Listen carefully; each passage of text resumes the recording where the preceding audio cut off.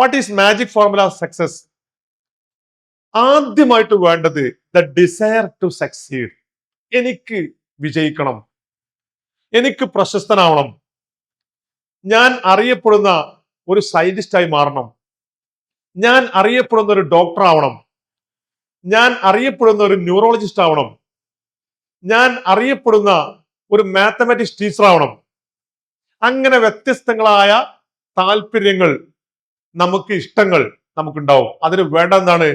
The first thing is the desire to succeed. അപ്പൊ ആ ഒരു ഡിസയർ മീൻസ് ബേണിംഗ് ഡിസയർ. അതിന് പറയാം ബേണിംഗ് ഡിസയർ എന്നാണ്. നമ്മൾ ആ ഡിസയർ എപ്പോഴും നമ്മളിങ്ങനെ അലട്ടിക്കൊണ്ടിരിക്കണം.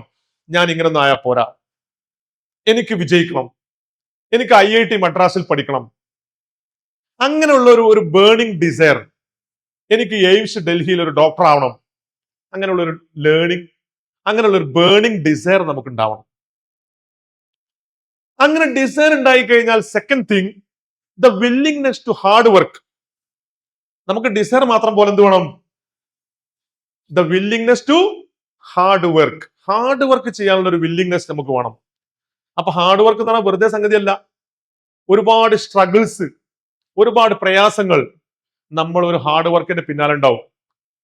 ഏത് ലോക പ്രശസ്തരായ ആളുകളെ കുറിച്ച് നമ്മൾ ചിന്തിച്ചു നോക്കൂ. അവരുടെ ജീവിതത്തിൽ ഉണ്ടായിട്ടുള്ള എല്ലാ പ്രശസ്തിക്കും നേട്ടങ്ങൾക്കും പിന്നിൽ ഹാർഡ് വർക്ക് ഉണ്ട്.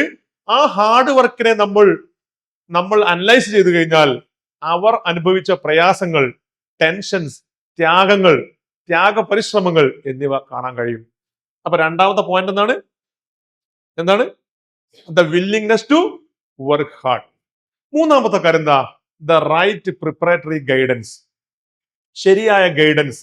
ഇപ്പൊ ഫോർ എക്സാമ്പിൾ നിങ്ങളെ സ്കൂളിൽ നിന്ന് കിട്ടുന്ന ഗൈഡൻസ്, അധ്യാപകരിൽ നിന്ന് കിട്ടുന്ന ഗൈഡൻസ്, ഇതേപോലുള്ള മാത്ത് ട്രാവൽ ഞങ്ങളെ പോലുള്ള ആളുകൾ തരുന്ന ഗൈഡൻസ്, ഇതിൽ നിന്നൊക്കെ നമ്മൾ എന്ത് ചെയ്യണം?